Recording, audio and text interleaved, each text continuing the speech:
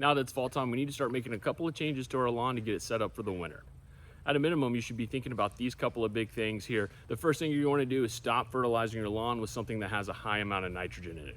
Soil temperatures are starting to decline, the days are going to get shorter, and your grass is going to want to store its energy. It's time to let your grass slowly go dormant as the seasons bring in cooler temperatures and shorter days. There's also going to be less daylight out because the days are shorter. What we don't want the grass to do is use that energy to keep growing instead of storing that energy so that it lasts all the way through the dormancy in the winter. It needs that stored energy for survival through the winter, not for growth. So skip the nitrogen in the fall. Another reason to go easy on the nitrogen is because that also is going to make your grass potentially more susceptible to fungus, especially for those who live up north where you're probably going to have some snow on the ground throughout the winter. Nitrogen is going to provide a fertile environment for lawn pathogens to thrive. Remember, the nitrogen is going to be the first number printed on the bag where you see those NPK values. Something that has a 0 in that first number is going to be what you're looking for. So something maybe like a 007, which is going to have no nitrogen in it.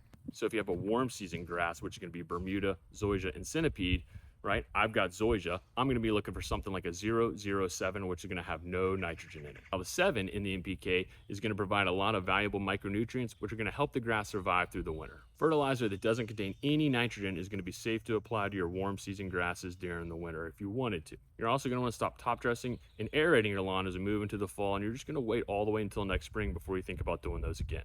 Aerating and top dressing is going to help your soil's cation exchange capacity, the CEC, but it's not what we're looking for throughout the winter. CEC is basically a measurement of the total negative charge within the soil and how much of those positively charged plant nutrients that soil can hold. These negative charges absorb plant nutrient cations, which have a positive charge, and those are going to be your magnesium, calcium, and potassium. Now, the higher the CEC, the better. There isn't necessarily an ideal range, but we'd like it to be somewhere probably between the 12 to 15 milliequivalents per 100 grams.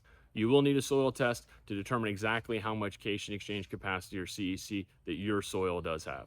Now, if you want to know more about CEC, my local Clemson University Extension office sent me a great article that was published by the University of Georgia, which I'll include down below in the comments, and you can click on that and read a lot more about cation exchange capacity and what it is in your soil. Now, another thing we want to think about is we want to start spreading pre-emergent herbicide to prevent any of those winter weeds from popping up through the grass. The ideal window for applying a pre-emergent herbicide is going to be approximately from September 15th to October 15th in the fall. Pre-emergents are going to kill that first root as soon as it pops out, and it's going to stop the rest of the weed from ever germinating. So pre-emergent's a great thing to go ahead and lay down in the fall. Eradicating weeds before and even as they start to germinate with this pre-emergent is going to be the best way to take care of them in our lawns, flower beds, or even any sort of gravel driveways, sidewalks, or in cracks or seams. It's going to be time efficient and cost effective, and it's going to save you tons of hours of labor by mowing those weeds down, hand pulling them, or using more costly post-emergent herbicides to try to take care of them, which obviously just isn't going to be as effective as stopping the weeds before they ever start to take root and grow. Now, when applying a pre-emergent herbicide, you're going to want to do that early in the morning before temperatures have gotten above 80 degrees and avoid the heat throughout the middle of the day. Now, if you're looking to lay down pre-emergents on top of sod, you want to make sure you've had at least one full growing season.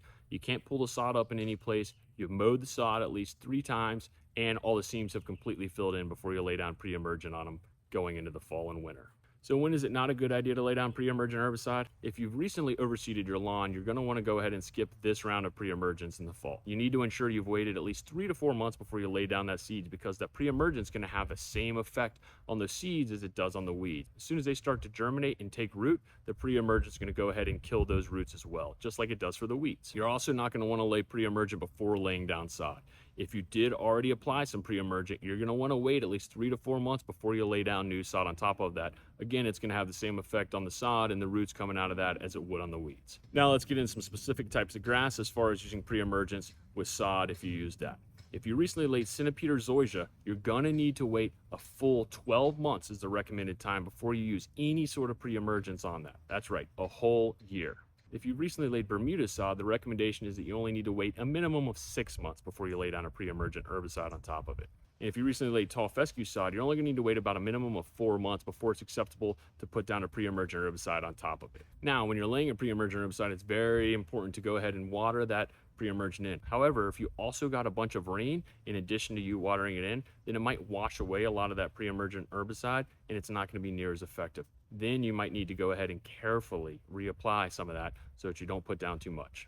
Now, for weeds that are already popping up in established lawns, you're going to want to go ahead and take care of those with the post-emergent herbicides, something like Quinsep, 3-Way Max, or there's a bunch of other good choices out there.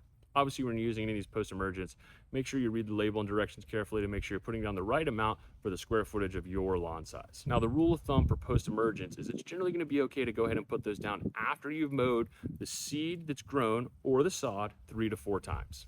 You are going to want to go ahead and continually mow your lawn in the fall. That's also going to help the spread of weeds as we continually cut those down before they can spread their seeds, and now we end up with a lot more weeds. Now, something else we want to be on alert for in the fall are going to be fall armyworms, especially if you live in the southeast. You might see the first signs of fall armyworms starting in July, and unfortunately they can last all the way up until you see the first winter frost of the year. Armyworms get their name because of the way they move across the lawn in an army-like fashion. They're not actually worms at all, they're actually caterpillars that are coming through and eating up all your grass. How do you know if you have armyworms? Well, one of the telltale signs is look to see if you have patches of grass that look like they've been exposed to a frost. Obviously, if it's fall time, it's relatively mild temperatures or so, there's no reason to have frost. That might be something indicative of an armyworm problem. It's generally going to start on one side of your lawn, and those armyworms are going to eat their way across your grass. However, it's not always going to be as uniform as that. They might start in the middle or in patches and just kind of move their way around your lawn as well. Now, to prevent armyworms, the best thing you're going to want to use is called acylopyrine. Now, to confirm whether or not you have armyworms, the best thing you can do is called the soap flush test. I'm going to go ahead and make an entire video on armyworms here, which is going to be coming out in a couple of weeks. So check that out, and I'm going to go into detail about how to do the soap flush test. Now, when it comes to mowing, you're going to want to keep mowing your warm season lawns, Bermuda, zoysia, and centipede, all the way up until they go dormant. And it's also important to make sure that you're mowing your lawn at the correct height. Now, if you recently laid sod, wait till it gets up to the ideal height of cut, and then go ahead and mow that. Once you've got something to cut, keep cutting it. That's going to allow that sod to come through thicker and more healthier. Now, when we're mowing, we also want to make sure we mow in different directions, ideally every week. That's going to help prevent any compaction, which is going to help alleviate any thatch and other issues with our lawn throughout the winter. Another tip as we're in the fall to make sure we set our grass up for the winter, make sure we're using a very sharp blade. Obviously, that should always be the case. And then make sure we don't cut off more than 1/3 of the blade length. Now, cutting off just a little bit of that blade each time it mows is going to help prevent that thatch buildup. And what kind of mower is going to be best to use? People are really starting to talk about robotic mowers. You can get that consistent cut all the time and as frequently as you want it. You know, every 2 or 3 days, something like that. Every time your grass has just started to grow enough, it's up to the recommended height of cut, and they're going to cut it at the same level all the time. And you're not going to have as many issues to deal with like you can by having a real mower where you got to keep that thing continually sharpened and backlapped, have a lot more maintenance, you got a bed knife to worry about, or just the overall maintenance of maintaining even a rotary mower. Now, one thing a robotic lawnmower is also going to help you with is it's going to prevent the dangers of scalping. Scalping is not good for the grass.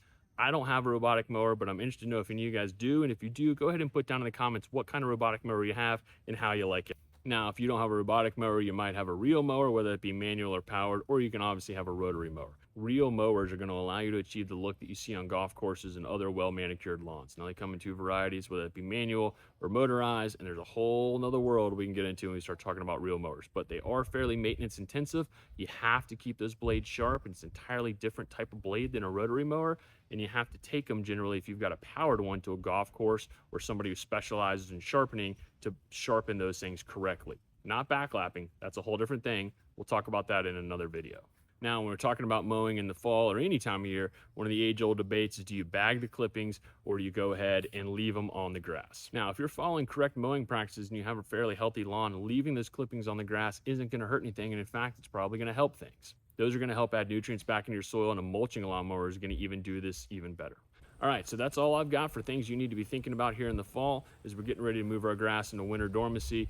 Some fertilizer techniques. We talked about we don't want to aerate and top dress. We also talked about mowing, putting down pre-emergent herbicides, post-emergent herbicides, and all things to consider for those. So hope you liked it. Go ahead and leave any comments below and let me know what you think. Thanks.